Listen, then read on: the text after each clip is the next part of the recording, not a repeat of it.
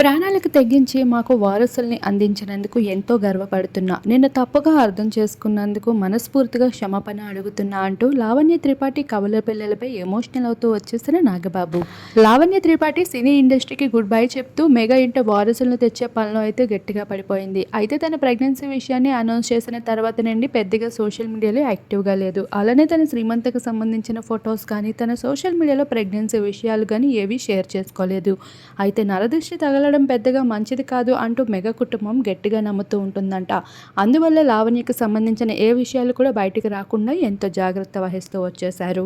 ఇకపోతే నెలలు పూర్తి కాకముందే నెల తక్కువలోనే కవల పిల్లలకి జన్మనివ్వడం లావణ్య త్రిపాఠికి ఎంతో కష్టమైన సంఘటన అంటూ డాక్టర్స్ హెచ్చరించినప్పటికీ కూడా మెగా కుటుంబం పైన ఉన్న ప్రేమ, అలానే తన పిల్లల్ని ఎలా అయినా మంచి ఆరోగ్యంతో కనాలన్న ఆలోచనతో ఈ అడుగు వేస్తూ వచ్చేసింది.